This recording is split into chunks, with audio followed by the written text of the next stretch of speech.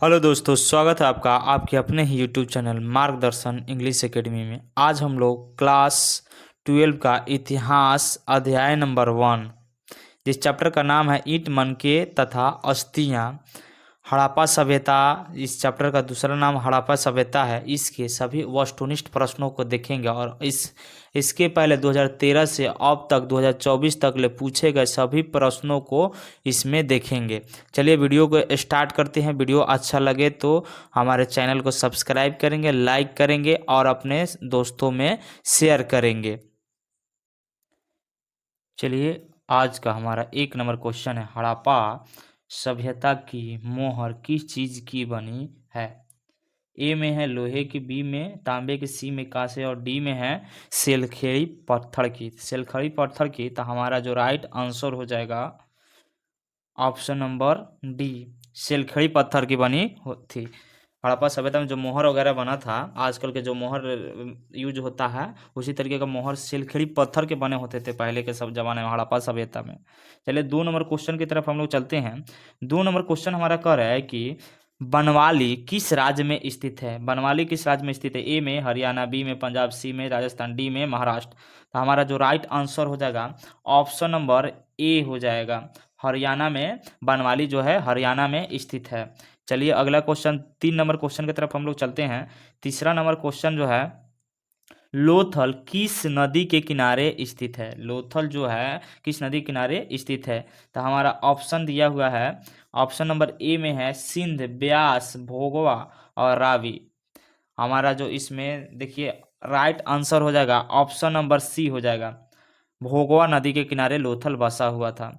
चलिए 4 number question हम लोग देखते हैं। 4 नंबर क्वेश्चन में कह रहा है सिंधु घाटी के निवासी को किस धातु का ज्ञान नहीं था। तो कह रहा है सिंधु घाटी के जो निवासी हैं वहाँ के लोगों को कौन कौन से धातु को ज्ञान नहीं था। तो ए में सोना चांदी, बी में, सी में लोहा, डी में तांबा। तो कौन सा ऐसे धातु था जो सिंधु घाटी के लोगों को इसका ज्ञान नहीं था। तो हमारा जो राइट आंसर हो जाएगा ऑप्शन नंबर बी हो जाएगा। चांदी का सिंधु घाटी लोगों को ज्ञान नहीं था। चांदी धातु का सिंधु घाटी के लोगों को ज्ञान नहीं था। चांदी हो जाएगा, ऑप्शन नंबर बी हो जाएगा। चलिए 5 नंबर क्वेश्चन की तरफ हम लोग चलते हैं। 5 नंबर क्वेश्चन कह रहा है हड़प्पा सभ्यता किस युग की सभ्यता है। तो हमारा ए में हो जाएगा पूर्व पाषाण युग, बी में नव पाषाण, सी में कांस्य युग, डी में लौह युग। तो हमारा जो राइट आंसर हो जाएगा ऑप्शन नंबर सी हो जाएगा, कांस्य युग की सभ्यता। हड़प्पा सभ्यता किस युग की सभ्यता है, मेरे साथ साथ बोलिए, कांस्य युग की सभ्यता है। कौन सा युग का, कांस्य युग की सभ्यता है। ऑप्शन नंबर सी हो जाएगा राइट। चलिए अगले क्वेश्चन की तरफ हम लोग चलते हैं, 6 नंबर क्वेश्चन की तरफ। 6ठा नंबर क्वेश्चन हमारा कह रहा है कि हड़प्पा संस्कृति आधारित थी ए में व्यापार पर, बी में कृषि पर, सी में पशुपालन पर, डी में शिकार पर। तो हमारा जो राइट आंसर हो जाएगा ऑप्शन नंबर ए हो जाएगा, व्यापार पर आधारित थी। हड़प्पा सभ्यता जो थी सांस्कृतिक वो व्यापार से रिलेटेड थी और व्यापार पर आधारित थी। चलिए अगला क्वेश्चन 7 नंबर हम लोग देखते हैं। 7 नंबर क्वेश्चन में कह रहा है कि हड़प्पा सभ्यता के लोग उपासना करते थे। हड़प्पा सभ्यता के लोग किसकी उपासना करते थे, मतलब भूखे रहकर पूजन पाठन किसकी करते थे। ए में विष्णु की, बी में वरुण की, सी में मातृ देवी की, डी में इंद्र देव की यानी इंद्र की। तो हमारा जो राइट आंसर हो जाएगा ऑप्शन नंबर सी हो जाएगा, मातृ देवी की वो लोग पूजा करते थे हड़प्पावासी और उनकी ही उपासना करते थे। हड़प्पावासी मातृ देवी की पूजा करते थे। चलिए अगले क्वेश्चन की तरफ हम लोग चलते हैं। 8 नंबर क्वेश्चन है। 8 नंबर क्वेश्चन में कह रहा है हड़प्पा सभ्यता का स्वरूप क्या है। ए में ग्रामीण सभ्यता, बी में शहरी सभ्यता, डी में, सी में भोजन संग्रहक सभ्यता, उससे डी में हो जाएगा कबीलाई सभ्यता। तो हड़प्पा सभ्यता का ऐसी सभ्यता थी जो नगर नियोजन सभ्यता थी और शहरी सभ्यता थी जिसमें सभी प्रकार के संपूर्ण क्वालिटी अवेलेबल था। नाला का सुविधा था, एक तरफ से नाला निकला जाता था और पूरा नाला के पानी निकासी की सुविधा थी। बहुत तरह की उसमें सुविधा थी जो शहरीकरण नगर पालिका वाली सुविधा उसमें मिलती थी। तो हमारा जो राइट आंसर हो जाएगा ऑप्शन नंबर बी हो जाएगा, शहरी सभ्यता हो जाएगा। चलिए अगले क्वेश्चन की तरफ चलते हैं। 9 नंबर क्वेश्चन है हड़प्पा सभ्यता का सबसे बड़ा नगर कौन सा है। हड़प्पा सभ्यता का सबसे बड़ा नगर कौन सा है। ए में हो जाएगा हड़प्पा, बी में मोहनजोदाड़ो, सी में कलिंगबंगा, डी में लोथल। तो हमारा जो राइट आंसर हो जाएगा क्या, ऑप्शन नंबर बी हो जाएगा, मोहनजोदाड़ो जो है हड़प्पा सभ्यता का सबसे बड़ा नगर है। चलिए अगले क्वेश्चन की तरफ हम लोग चलते हैं। 10 नंबर क्वेश्चन है, मोस्ट वीवीआई इंपॉर्टेंट क्वेश्चन है। हड़प्पा सभ्यता की खोज सर्वप्रथम किसने की? हड़प्पा सभ्यता की खोज सर्वप्रथम किसने की थी? तो हाँ, ए में है अलेक्जेंडर, बी में है दयाराम सने, सी में है कर्नवाल कर्नवाल वर्कस और डी में मैक्स मुलर। तो हमारा जो राइट आंसर हो जाएगा ऑप्शन नंबर बी हो जाएगा Dayaram Sahni. Option number B हो जाएगा इसका राइट आंसर, दयाराम साहनी हो जाएगा। चलिए अगले क्वेश्चन, ये most VVI important question, VVI है इंपॉर्टेंट, 1 या 2 साल के बाद इसको जरूर पूछा जाता है। मोस्ट इंपॉर्टेंट क्वेश्चन है, जो इंपॉर्टेंट क्वेश्चन होंगे हम उसमें टिक लगा देंगे। चलिए अगले क्वेश्चन की तरफ चलते हैं। 11 नंबर क्वेश्चन है, करे हड़प्पा किस नदी के किनारे बसा है? हड़प्पा जो है किस नदी के किनारे बसा है? देखिए कोई गांव हो या कस्बा होता है, किसी नदी के किनारे, किसी रोड के किनारे, किसी लाइन के किनारे, जो रेलवे लाइन होता है उसके किनारे, किसी नहर के किनारे, कहीं ना कहीं बसा ही होता है। ठीक, तो वहीं कह रहा है कि हड़प्पा जो है, हड़प्पा सभ्यता थी किस नदी के किनारे बसा था? तो ए में है सिंधु, बी में ब्यास, सी में सतलज, डी में रावी। तो हमारा जो राइट आंसर हो जाएगा ऑप्शन नंबर हमारा डी हो जाएगा, रावी नदी के किनारे बसा हुआ है। रावी नदी के किनारे बसा हुआ है हड़प्पा सभ्यता। चलिए अगले क्वेश्चन की तरफ हम लोग चलते हैं। 12 नंबर क्वेश्चन कह रहा है, हड़प्पा सभ्यता की सबसे महत्वपूर्ण विशेषता थी। हड़प्पा सभ्यता की सबसे महत्वपूर्ण विशेषता क्या थी? तो ए में नगर योजना एवं, यहाँ पे एवं होना चाहिए, वस्तुकला, वस्तु बनाने का उनमें क्वालिटी था। बी में व्यापार का, सी में कला का और डी में पशुपालन का। तो हमारा इसमें देखना है आंसर हमारा कौन सा होगा 12 नंबर क्वेश्चन का आंसर। तो उन लोगों के पास नगर नियोजन योजना थी, शहरीकरण सभ्यता थी, और वस्तु का निर्माण करने का, जैसे मृत भांड यानी मिट्टी के बर्तन को बनाने की कला थी उन लोगों में, मिट्टी के चाक बनाते थे, बहुत सारे ऐसे वस्तुओं का वो लोग निर्माण करते थे। तो वस्तु कला हड़प्पा सभ्यता के लोगों में थी। तो हमारा जो राइट आंसर हो जाएगा ऑप्शन नंबर ए हो जाएगा, नगर योजना एवं वस्तु कला। चलिए 12 नंबर क्वेश्चन के तरफ, 12 नंबर क्वेश्चन हो गया हमारा। 13 नंबर क्वेश्चन की तरफ चलते हैं। 13 नंबर क्वेश्चन कह रहे हैं कि हड़प्पा सभ्यता का प्रशासन था, हड़प्पा सभ्यता का प्रशासन कैसा था? यहाँ पर क्वेश्चन हो जाए, यहाँ पे था दिया है। चलिए ए में कह रहा है राजनैतिक, बी में लोकतंत्रात्मक, सी में हो जाएगा नगरपालिका, डी में हो जाएगा गणतंत्रात्मक। तो हाँ, ए देखिए हमारा जो राइट आंसर क्या हो जाएगा इसमें, 13 का राइट आंसर हो जाएगा ऑप्शन नंबर सी हो जाएगा। चूंकि वो नगर था और उसमें व्यवस्था, शहर में शहरीय व्यवस्था होगा, तो नगर में नगरपालिका, नगरपालिका की सुविधा थी, नगरपालिका प्रशासन की सुविधा थी। चलिए अगले क्वेश्चन की तरफ हम लोग चलते हैं।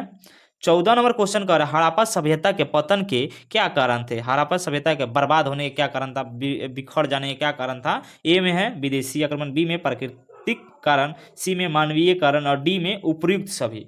तो उपर्युक्त सभी यहाँ पे डी में दिया है। तो देखिए विदेशी कारण भी थे, आक्रमण लोगों ने किया, अलग अलग राजाओं ने किया।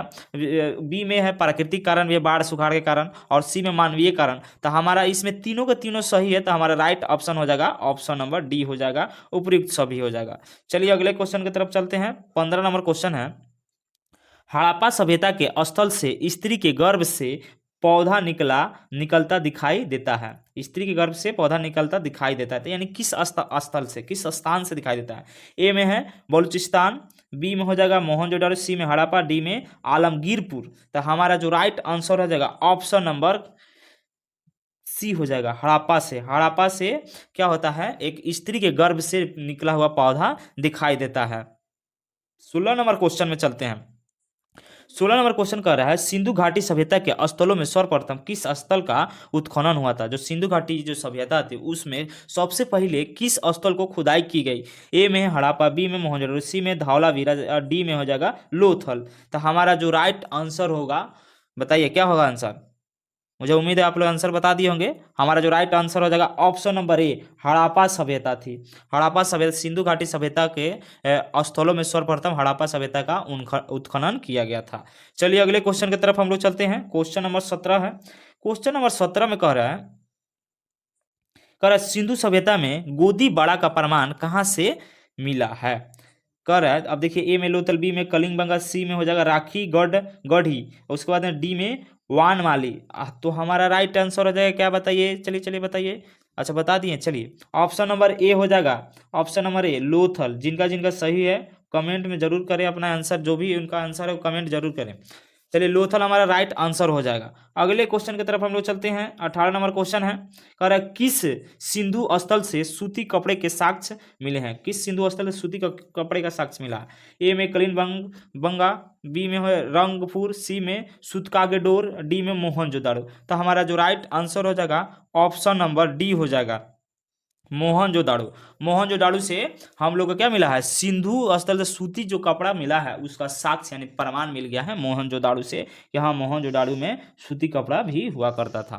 अगले क्वेश्चन की तरफ हम लोग चलते हैं। 19 नंबर क्वेश्चन में कह रहा है कि मोहनजोदाड़ो का उत्खनन किया था, यानी किसने किया था, कब किया था? अब यहाँ पे देखिए कह रहा है ए में दयाराम साहनी, बी में जॉर्ज मार्शल, सी में आर.डी. बनर्जी और डी में आर.एस. विस्ट।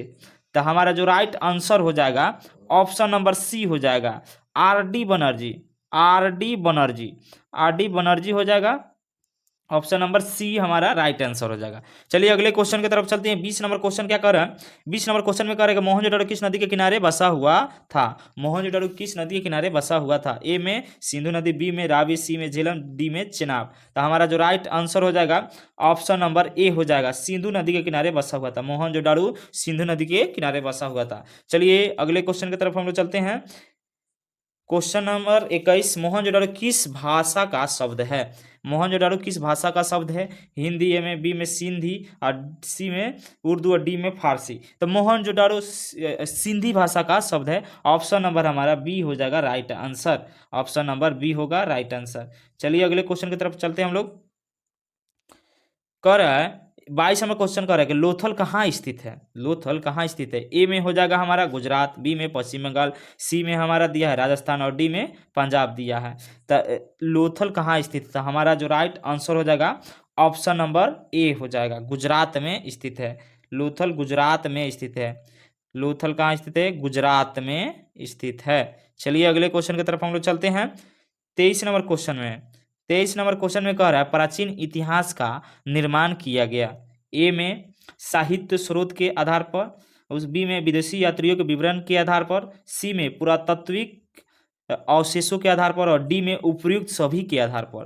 तो यहाँ पे सभी लगभग सभी सही हैं, तो हमारा जो राइट आंसर हो जाएगा ऑप्शन नंबर डी हो जाएगा, उपयुक्त सभी के आधार पर इतिहास का निर्माण किया गया है।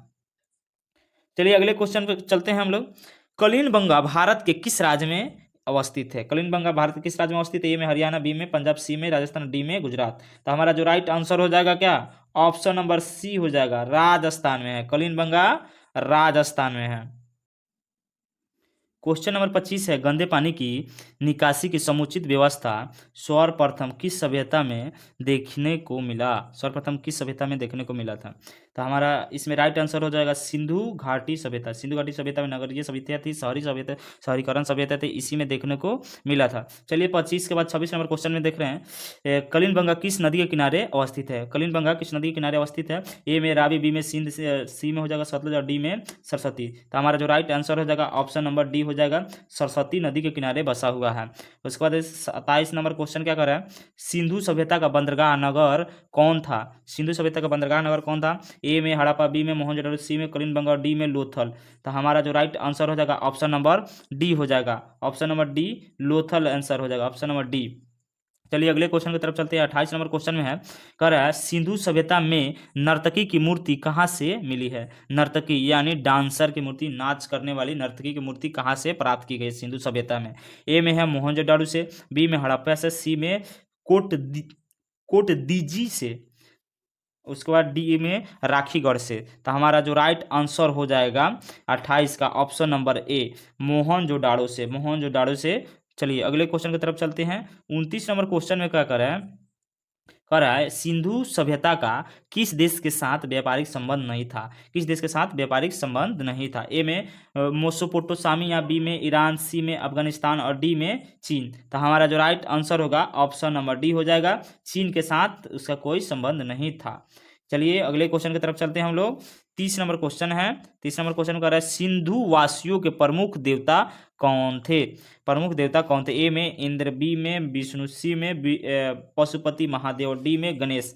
तो हमारा जो राइट आंसर हो जाएगा ऑप्शन नंबर सी, पशुपति और गणेश जो थे सिंधुवासी, पशुपति और महादेव, पशुपति और महादेव जो सिंधु वासियों के प्रमुख देवी देवता थे।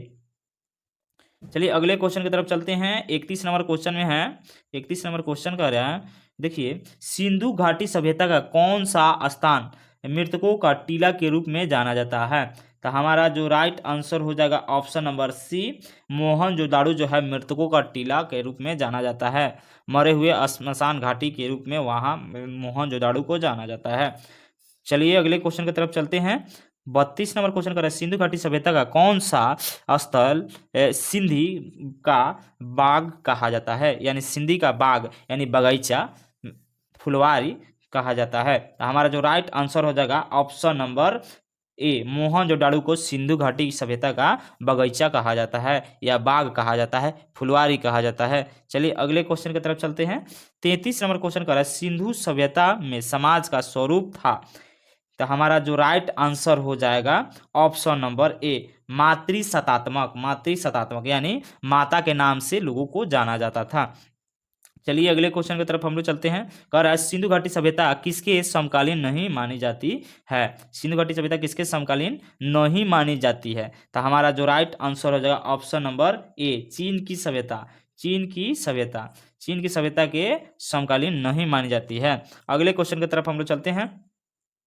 35 नंबर क्वेश्चन कर रहा है, सिंधु सभ्यता का क्षेत्रफल किस आकार का था? सिंधु सभ्यता का क्षेत्रफल किस आकार का था? ए में आयताकार, बी में वर्गाकार, सी में वृत्ताकार और डी में हो जाएगा त्रिभुजाकार। तो हमारा जो राइट आंसर हो जाएगा ऑप्शन नंबर डी हो जाएगा, त्रिभुजाकार आकार का था, त्रिभुजाकार आकार का सिंधु सभ्यता के क्षेत्रफल था। चलिए अगले क्वेश्चन की तरफ चलते हैं। 36 नंबर क्वेश्चन कर रहा है, किस सिंधु स्थल में महिला और पुरुष को एक साथ दफनाया गया? किस स्थान पर सिंधु सभ्यता में महिला और पुरुष को एक साथ दफन किया गया? तो ए में है लोथल, बी में सातकोड़ा, सातकोड़ा, उसका सी में रोपड़ और डी में बनवाली। तो हमारा जो राइट आंसर हो जाएगा ऑप्शन नंबर सी हो जाएगा, रोपड़ में स्त्री और पुरुष को दोनों को एक साथ दफनाया गया रोपड़ में। उसके बाद अगले क्वेश्चन की तरफ हम लोग चलते हैं। 37 नंबर क्वेश्चन कर रहा है, सिंधु घाटी सभ्यता में विशाल स्नानगार के अवशेष कहाँ से प्राप्त हुए हैं? स्नानगार का अर्थ होता है स्नान करने वाला जगह, स्नान करने वाला जगह यानी बाथरूम बोल सकते हैं, जहाँ पे हम लोग नहाते हैं, सीधा सिंपल सी भाषा में। चलिए ए में दिया है हड़प्पा, बी में मोहनजोदड़ो, सी में कलिंगबंगा और डी में लोथल। तो हमारा जो राइट आंसर हो जाएगा ऑप्शन नंबर बी हो जाएगा, मोहनजोदड़ो से। चलिए अगले क्वेश्चन की तरफ चलते हैं। 38 नंबर क्वेश्चन में क्या कर रहा है, सिंधु घाटी सभ्यता की जुड़वा राजधानी थी? सिंधु घाटी सभ्यता की जुड़वा राजधानी थी। तो हमारा जो राइट आंसर हो जाएगा ऑप्शन नंबर सी, हड़प्पा और मोहनजोदड़ो, हड़प्पा और मोहनजोदड़ो। चलिए अगले क्वेश्चन की तरफ चलते हैं। 39 नंबर क्वेश्चन है, राखल दास बनर्जी को मोहनजोदड़ो के अवशेष किस वर्ष मिले? अवशेष यानी खोज कब किए? तो ए में 1920 में, बी में 1921 में, सी में 1922 में और डी में 1923 में। तो हमारा जो राइट आंसर हो जाएगा ऑप्शन नंबर सी हो जाएगा, 1922 में राखल दास बनर्जी के द्वारा मोहनजोदड़ो की खोज की गई, मोहनजोदड़ो की खोज की गई 1922 में। अगले क्वेश्चन की तरफ हम लोग चलते हैं। अगला क्वेश्चन है 40 नंबर क्वेश्चन में कह रहे हैं कि हल से जुते खेत के साक्ष्य कहाँ से मिले हैं? कह रहे हैं हल से जुताई का साक्ष्य कहाँ से मिला हुआ है? कलिंगबंगा से, रंगपुर से, लोथल से, रोपड़ से। तो हमारा जो राइट आंसर हो जाएगा बबुआ 40 का ऑप्शन नंबर ए हो जाएगा, कलिंगबंगा से जोते हुए खेत का साक्ष्य मिला है, प्रमाण मिला है वहां से, कलिंगबंगा से। अगले क्वेश्चन है हमारा 41 नंबर क्वेश्चन का, देखिए पशुपति महादेव की मुहर में निम्न में से कौन सा जानवर नहीं पाया गया है? इसका ऑप्शन यहाँ पे दिया है, देखिए ए में हाथी, बी में बाघ, सी में शेर और डी में भैंस। तो हमारा जो राइट आंसर हो जाएगा ऑप्शन नंबर डी हो जाएगा। क्वेश्चन नंबर 41 नहीं सी होगा, शेर हो जाएगा, शेर नहीं पाया गया है उसमें, बाघ पाया गया है, हाथी पाया गया है, भैंस पाया गया, लेकिन शेर नहीं पाया गया है। चलिए अगले क्वेश्चन की तरफ हम लोग चलते हैं। 42 नंबर क्वेश्चन कर रहा है, किस स्थान से शतरंज की जगह शतरंज की तरह खेल के प्रमाण प्राप्त हुए हैं? किस स्थान से? तो ए में हड़प्पा, बी में कलिंगबंगा, सी में मोहनजोदड़ो, डी में लोथल। तो हमारा जो राइट आंसर हो जाएगा ऑप्शन नंबर डी हो जाएगा, लोथल। चलिए अगले क्वेश्चन की तरफ चलते हैं। 43 नंबर क्वेश्चन कर रहा है, राय बहादुर दयाराम साहनी ने कहाँ उत्खनन करवाया था? तो ए में मोहनजोदड़ो, बी में एक हड़प्पा, सी में लोथल और डी में कलिंग। तो हमारा जो राइट आंसर हो जाएगा ऑप्शन नंबर बी हो जाएगा, हड़प्पा में। हड़प्पा में क्या हुआ था? उत्खनन करवाए थे राय बहादुर दयाराम साहनी। चलिए 44 number question, most important question है। कह रहा है मोहनजोदड़ो की खोज 1922 ईस्वी में किसने की थी? तो ये आप लोग इसके पहले भी इसका हम आंसर बता दिए हैं। ए में है दयाराम साहनी, बी में राखल दास बनर्जी, सी में माधव वत्स्य और डी में रंगनाथ राव। चलिए इसका राइट आंसर हो जाएगा क्या? ऑप्शन नंबर बी हो जाएगा, राखल दास बनर्जी। ऑप्शन नंबर बी हो जाएगा। चलिए